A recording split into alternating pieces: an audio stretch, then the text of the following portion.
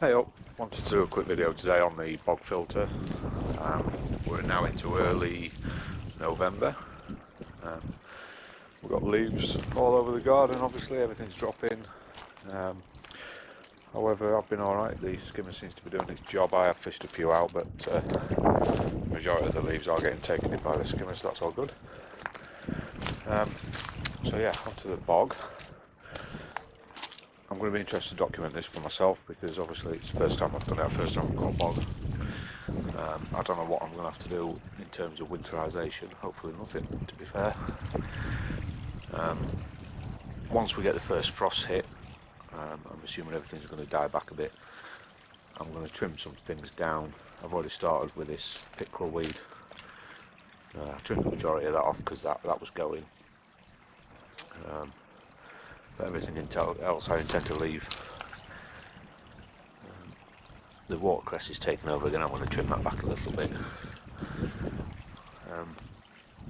But yeah, I'll put a few pictures on the video if I can find them, with how this was constructed. It's got its own liner, and I used 2.5 inch drain pipe. It was the weld stuff, the plastic weld or whatever you call it, with a 90-degree elbow and a 25mm hose tail. So I'll stick some pictures up if I can find them. As I mentioned in one of my previous videos, there is a snorkel. That cap will lift off eventually. It is well on there, but it does lift off. And that's so you can insert either a pressure wash and wash it all down, or your pond pump, and you'll be able to suck everything out. There's about 1 inch of water above the top layer of gravel. It does look like it's standing water. However, if you see that some of the particles are flowing, there is quite a decent flow through from this far end right through to the waterfall end. So it'll be interesting to see how when the frosts come, how it's affected, whether it does actually freeze over or whether there is enough movement to keep it as is. Apologies for the wind, it's picking up a bit. So yeah, you can see there's the 25mm pipe right in this corner. That feeds in, like I say, I'll put the pictures in, feeds straight into the hose tail, which then seeps up through the hose pipe through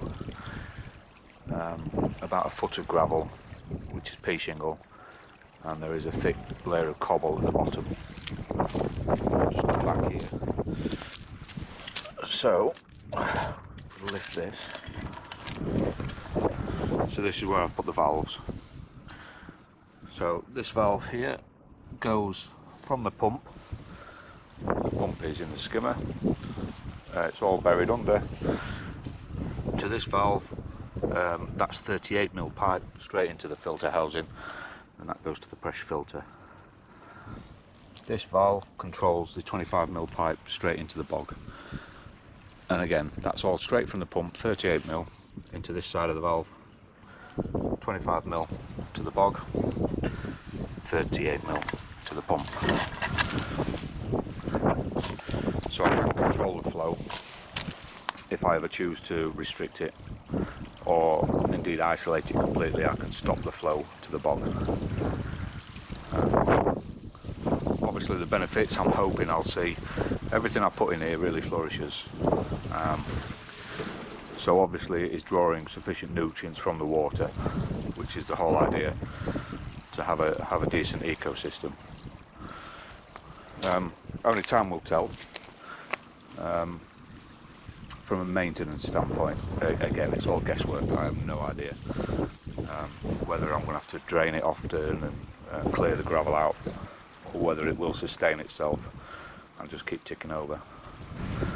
A couple of things that are in here. This is an arum lily. We haven't had it flower yet, but it's certainly shot up since its infancy. It was tiny. That's watercress. The wife loves it on the salad, sandwiches, whatever. Obviously with a good wash. It's some kind of, I think it's like a monkey plant or something it's called. Still getting a flower on, that's remarkable. This stuff, I can't remember what it is, it did have a purple flower. Same as the pickerel weed, that was purple flowering. There's an iris, small iris here, I think that's a yellow flag. And this great big thing is a, I think they call it water rhubarb or something like that, giant rhubarb. And these leaves can get up to 6 feet apparently over the next 5 or 6 years. So we'll see if it survives, because it's not done too well. But yeah, like I said, it's all experimental. I think that was like a water forget-me-not, but I could have got it mixed up. It might be more watercress. So yeah, we'll see. So yeah, hopefully that's how it was done. We'll see how it gets on over the year. It'll be interesting for myself. I've got an hour record of what it was like this time of year. So next year, hopefully, it'll all overgrow. That's the idea. It'll just shoot up. I wanted to add height to this side of the pond, because obviously the viewing is from that side. So I wanted to add height this side to detract from what is just a fence and obviously the pump house. But yeah, let me know what you think, if you consider doing a pond yourself, or indeed you've got one, and there's something that you might spot that might help. Let me know in the comments. Thanks very much.